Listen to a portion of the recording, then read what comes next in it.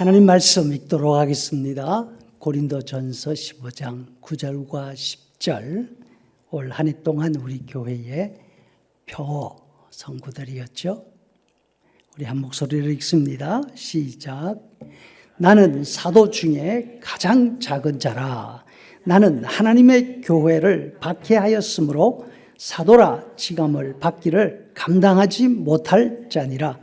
그러나 내가 나 된 것은 하나님의 은혜로 된 것이니 내게 주신 그의 은혜가 헛되지 아니하여 내가 모든 사도보다 더 많이 수고하였으나 내가 한 것이 아니요 오직 나와 함께 하신 하나님의 은혜로라. 아멘. 여러분들 지난 한 해 믿음으로 사시느라 대단히 수고가 많으셨습니다. 요즘 믿음으로 산다고 하는 사람들 때문에 사람들이 많이 욕을 하는 그런 시대지만 지난 한 해 동안 우리 교회 성도님들은 모두 다 정말로 믿음으로 살기 위해서 애쓰다가 다르다는 이유 하나 때문에 때로는 배척을 당하고 때로는 이상한 사람 취급받은 그런 경험들이 더 많았으리라 믿습니다. 여러분 대단히 수고가 많았습니다. 믿음으로 살다가 겪은 여러 가지 어려움들, 믿음으로 살다가 손해본 일들 하나님께서 기억하시고 하나님께서 채워주시는데 흔들어 넘치도록 채워주실 것을 믿습니다. 아멘. 한 해를 마무리하는 송년 예배에 전할 하나님 말씀 제목은 올해를 시작했을 때 이제 제목과 똑같습니다. 오직 하나님의 은혜라. 우리 한번 같이 하시죠. 시작. 오직 하나님의 은혜라. 이 말씀은 올해 시작하는 첫 주일에 함께 생각했던 말씀입니다. 한 해를 다 보낸 다음 다시 한번 생각하면서 지난 시간들을 돌아보고 지난 시간들에 감사하고 새로운 마음으로 또 다른 한 해를 준비할 수 있기를 바랍니다. 오늘 말씀을 통해서 네 가지를 기억하면 좋겠습니다. 첫째로 사람은 약한 존재라는 점입니다. 우리 모두가 잘 알고 있듯이 하나님께서 인류의 조상 아담을 만드실 때 그 재료가 무엇이었습니까? 흙이었습니다. 창세기 2장 7절에 여호와 하나님이 땅의 흙으로 사람을 지으시니라. 사람 대단해 보이고 대단하게 보이지만 사람은 흙으로 만들어진 토기와 같다. 혹은 토기 존재인 것입니다. 그럼에도 불구하고 우리는 이 사실을 잘 잊어버리고 삽니다. 1년 전 친구 가정에서 보내온 성탄 카드 내용을 소개한 적이 있죠. 내용이 이렇습니다. 지난 1년 온 가족이 평안하고 놀라운 시간들이었습니다. 둘째 손녀는 이제 22개월이 지났는데 좋아하는 말 하나가 생겼습니다.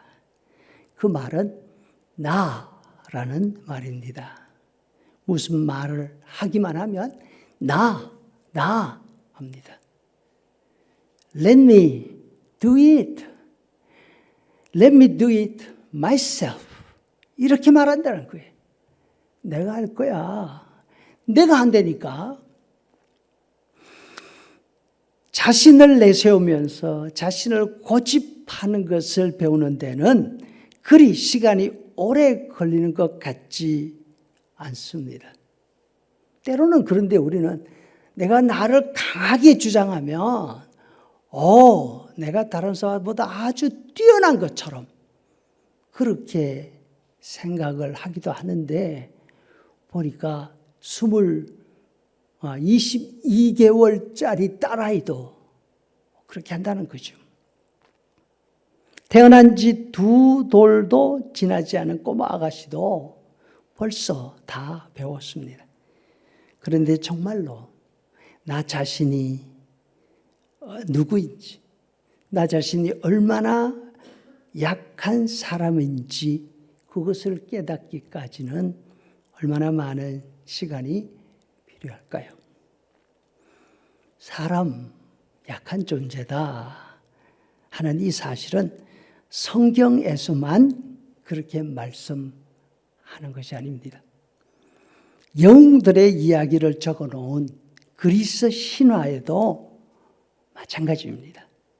고대 그리스 아테네에 소크라테스라고 하는 현자가 있지 않습니까? 소크라테스 하면 누구나 떠올리는 한마디 말이 있습니다. 그것은 너 자신을 알라. 사실 이 말은 소크라테스가 직접 지어서 한 말은 아닙니다. 델포이라는 곳에 있는 아폴로 신의 신전 중앙 기둥에 적혀 있었던 말이라 이렇게 전해집니다. 델포이 신전하면 생각나는 사람이 하나 있습니다. 테베 왕 오이디푸스 혹은 오이디푸스입니다. 이 사람은 영웅이었습니다. 자신의 운명과 맞서 싸워서 이기기로 결단을 합니다. 그래서 자신의 운명을 알기 위해서 델포이 신전으로 가는데 가던 길에 스핑크스를 만납니다. 스핑크스란 얼굴은 여자 얼굴, 몸은 사자 몸, 날개는 독수리 날개를 가진 상상 속의 괴물입니다. 오이디푸스의 길을 막았으면서 이렇게 말합니다. 묻는 수수께끼의 답을 맞히지 못하면 너는 죽게 될 거야. 반대로 그 답을 맞추면 너의 소원이 이루어질 거다. 수수께끼의 내용은 이렇습니다. 두 자매가 있는데 이 자매들은 절대 같이 있을 수 없고 한 자매가 다른 자매를 이끌어오고 또 그 자매가 다른 자매를 이끌어오는데 이것이 뭐냐? 다음으로 그림자가 가장 길 때는 다리가 4개, 그림자가 가장 짧을 때는 다리가 2개, 그림자가 다시 길어지면 다리가 3개가 되는데 다리가 가장 많을 때 가장 약한 이것이 뭐냐? 여러분은 이 수수께끼 해답을 이미 다 알고 있지 않습니까? 서로 교차하는 두 자매는 낮과 밤입니다. 세상에는 누구도 어떻게 할 수 없는 변함없이 흘러가는 세상 운명이죠.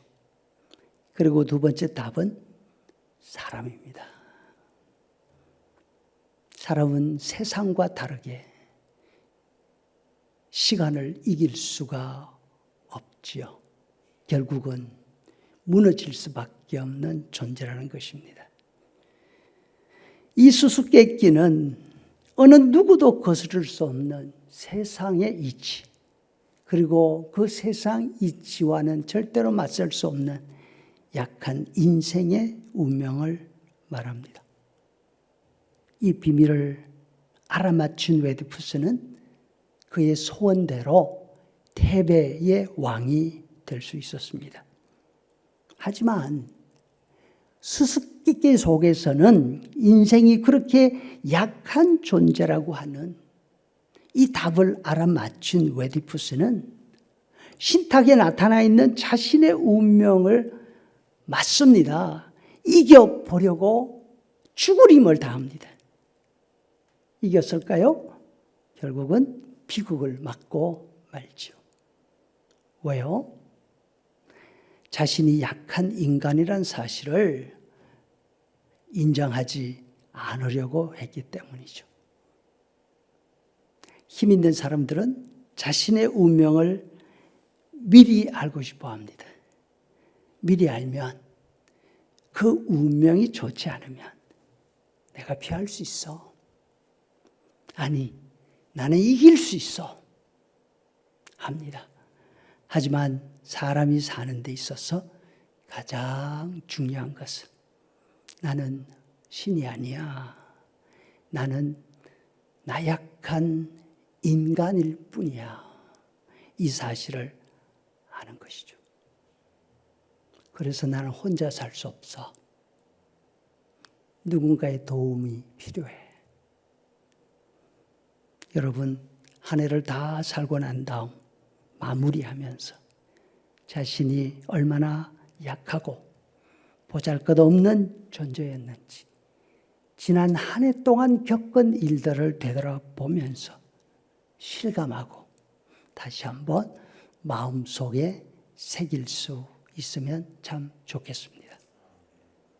둘째, 사람은 그저 약한 존재가 아니라 악한 존재예요.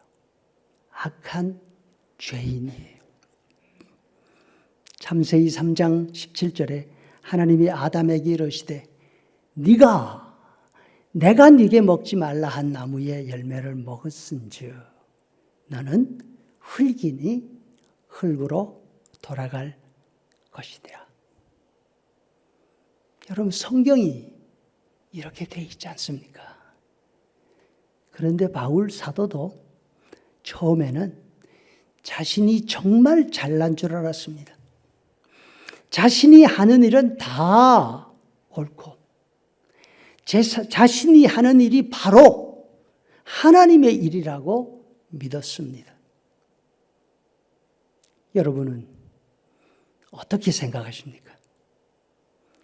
하지만 예수님을 만나고 예수님을 믿게 되고 난 다음 자신이 악하고 악한 죄인이라는 사실을 깨닫게 됩니다. 디모데전서 1장 13절 내가 전에는 비방자요, 박해자요, 폭행자요, 죄인 중에 괴수였노라. 우리가 아는 한 바울 사도는 예수님 다음으로 훌륭한 분입니다. 예수님을 믿고 난 다음 그의 삶은 자신을 위해 쓴 부분이 하나도 없었습니다. 예수님처럼 살기 위해서 온 힘을 다 쏟아 부었습니다. 예수님께서 이 땅에 사실 때처럼 남을 위해서 흘리는 눈물의 사람이었습니다. 그는 자신이 산 삶에 관해서 이렇게 말씀합니다. 고린도후서 11장 29절 누가 약하면 내가 약하지 아니하며 누가 실족하면 내가 애타하지 아니하더냐. 고린도 교회 신자들이 믿음에서 벗어나 있는 모습을 보면서 사도는 애간장이 단어가 내렸습니다. 이와 같은 삶을 살은 바울 사도도 자신을 바라볼 때에 자신은 죄인이라고, 죄인 가운데 가장 지독한 사람이었다고 그렇게 고백합니다.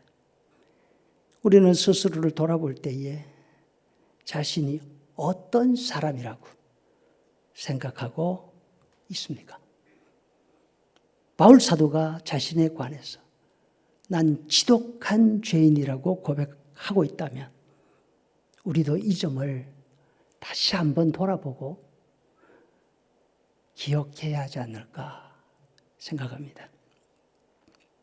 셋째, 그럼에도 불구하고 신자는 존귀한 존재라 하는 점입니다. 이 세상에 사는 모든 사람들은 생각하는 것 자체가 악하고 행동하는 모든 것이 악한 존재이지만 예수님을 믿는 신자들은 존귀한 존재들입니다. 신자들이 존귀한 존재가 되는 이유는 자신들이 특별한 혈통을 타고 태어났기 때문이 아닙니다.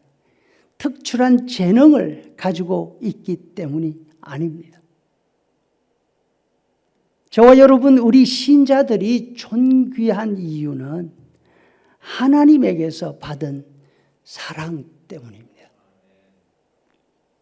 바울사도가 말씀하십니다. 로마서 8장 32절. 자기 아들을 아끼지 아니하시고 우리 모든 사람을 위하여 내어주신 이가 하나님이시다. 어찌 그분이 그 아들과 함께 모든 것을 우리에게 주시지 아니하겠느냐. 사도 요한이 말씀하십니다. 요한일서 4장 16절.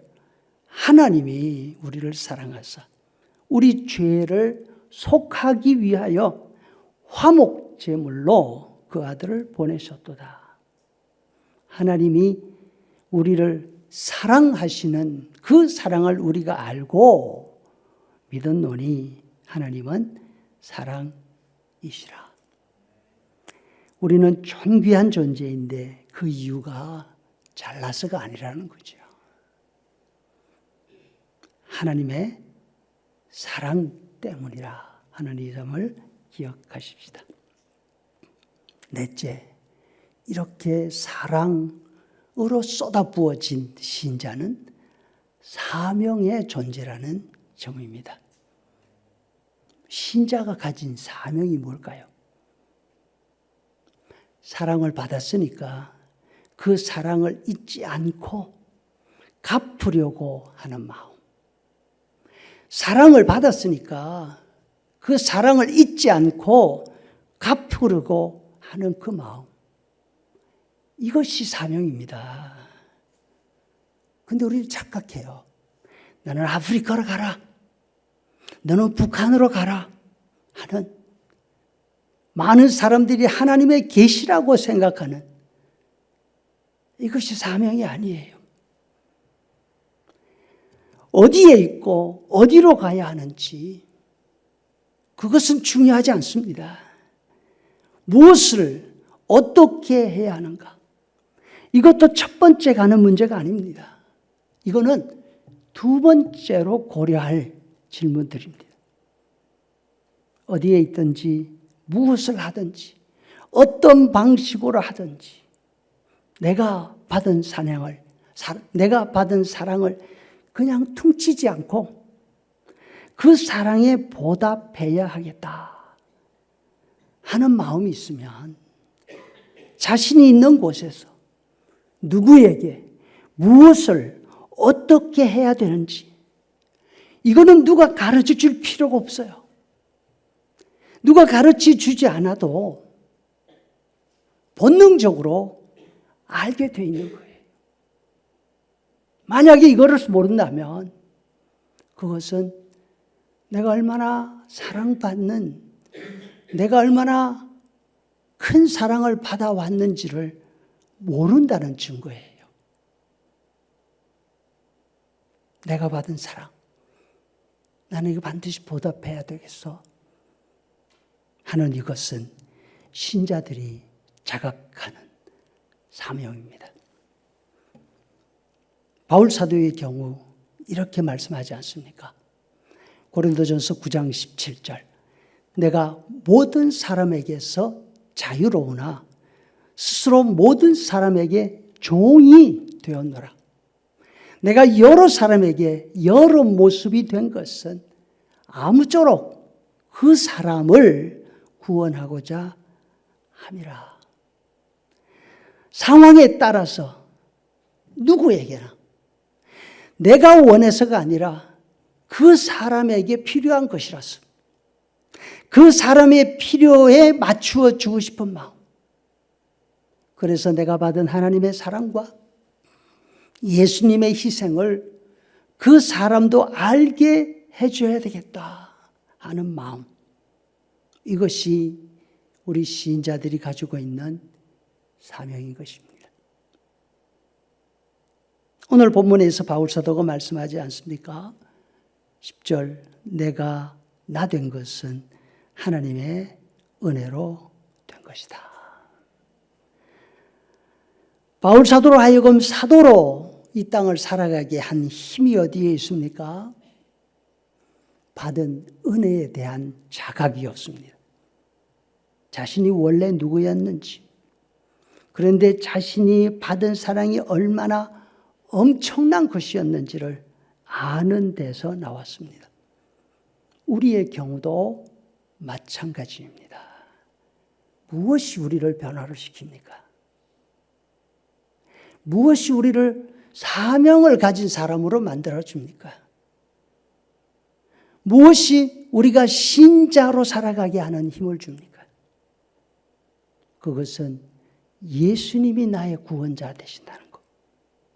예수님이 내 생명을 값주고 사셨으니까 예수님이 나의 주인이시라고 하는 이 고백 속에 있습니다. 우리는 사도 하면 너무 거창하게 생각하는 경향들이 있습니다. 하지만 바울이 살아간 사도의 삶은 화려한 삶이 아니었습니다. 넉넉한 삶이 아니었습니다. 사람들이 우러러 보는 성공의 삶이 아니었습니다. 바울 사도는 자신의 삶에 관해서 이렇게 말합니다. 고린도전서 4장 9절. 내가 생각하건대 하나님이 사도인 우리를 죽이기로 작정된 자같이 끄트머리에 두셨음에 우리는 천사와 사람에게 구경거리가 되었노라. 바로 이 시각까지 우리가 줄이고 목마르며 헐벗고 매맞으며 세상의 더러운 것과 찌꺼기같이 여김을 받았더라. 바울은 원래 이런 취급 받을 사람 아니었다는 거 잘 알고 있지 않습니까? 하지만 고달프고 힘든 사도의 삶을 끝까지 견딘 비결이 어디에 있습니까? 자격 없는 자신에게 쏟아부어 주신 사랑 때문입니다. 우리가 신자로서 사는 삶도 넉넉하지 않습니다. 누구 말처럼 더럽고 안 입고 온 일들, 혀를 깨물고 참아야 되는 일들이 한두 번이 아니지 않습니까? 교회 밖에서만 그렇습니까? 교회 안에서도 마찬가지입니다. 신자로서, 참된 신자로서 살아가는 것은 교회 밖이나 교회 안이나 마찬가지입니다. 사도가 또 말씀합니다. 10절에 내가 모든 사도보다 더 많이 수고하였으나 내가 한 것이 아니라 자신이 누구인지를 알면 자랑하지 않습니다. 내세우지 않습니다. 누구보다 많이 수고합니다. 누구보다 탁월한 성과를 낼 수 있습니다. 그 다음 이렇게 말합니다. 내가 모든 사람보다 더 많이 수고하였으나 내가 한 것이 아닙니다. 이것이 신자이자 사명의 사람인 우리 모두의 고백이 되기를 간절히 바랍니다. 바울 사도는 세상 권력자들에게는 미친놈이라는 소리를 대놓고 들었습니다. 사도행전 26장 24절 베스도가 크게 소리내어 이르되 바울아 네가 미쳤구나. 네 많은 학문이 너를 미치게 만들었구나.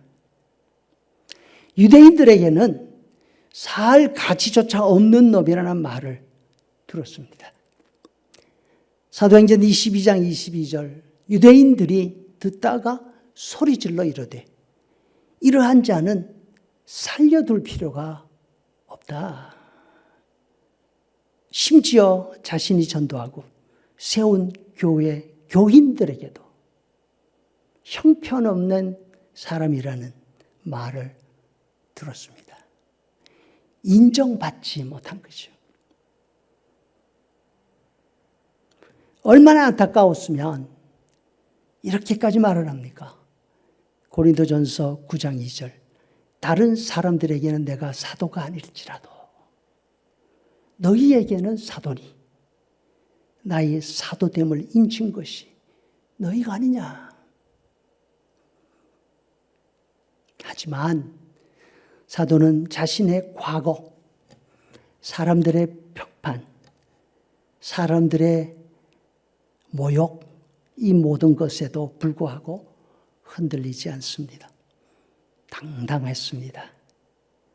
왜냐하면 자신을 예수님 믿도록 하기 위해서, 자신을 사도로 만들기 위해서 하나님이 쏟아 부으신 사랑, 예수님이 치르신 그 정성이 얼마나 크고 많은지 알고 있었기 때문입니다. 사랑을 많이 받고 있는 사람은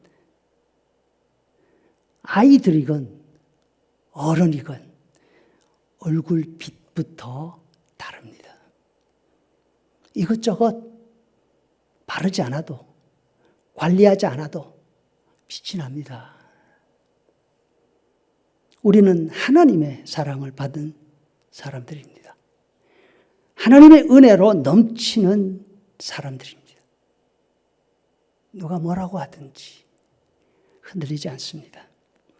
자신이 받은 사랑과 은혜를 알기 때문에 다른 사람들의 평가에, 다른 사람들의 말에 흔들리지 않습니다. 발끈하지도 않습니다. 우리로 하여금 신자로서 자신의 가치를 알고 어떤 환경 가운데서도 쫄지 않고 어떤 위협에도 두려워하지 않을 수 있도록 만들어주는 비결은 다른 데 있지 않습니다. 하나님의 사랑, 우리에게 주신 하나님의 은혜를 알고 기억하는 데 있습니다. 그런데 이 은혜는 자신이 얼마나 무가치한 사람인지를 알게 될 때에, 혹은 알면 알수록 더 실감나게 느끼게 되는 법입니다. 디모데전서 1장 15절, 그리스도 예수께서 죄인을 구원하시려고 세상에 임하셨도다 하였도다. 바울사도가 말합니다. 나는 이 말씀을 믿습니다. 왜냐하면 죄인 중에 내가 괴수이기 때문에. 우리는 원래 내세우거나 자랑할 것이 없는 사람들입니다. 한 해를 마무리하면서 하나님 은혜 앞에 겸손할 수 있기를 바랍니다. 동시에 하나님의 은혜를 알고 있기 때문에 세상 앞에 당당할 수 있기를 소원합니다. 우리는 누가 뭐라고 해도 하나님께 사랑받는 하나님의 아들이고 하나님의 딸입니다.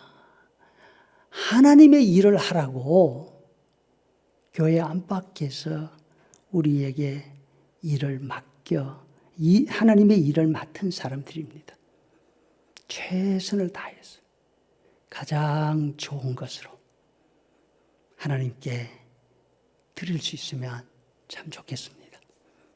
지난 1년의 삶이 그랬으리라 믿습니다. 다음 1년도 우리 그렇게 살아갑시다. 마음은 간절한데 힘이 없습니까? 그러면 함께 기도하면 됩니다. 왜냐하면 로마서 8장 35절, 누가 우리를 그리스도의 사랑에서 끊으리요?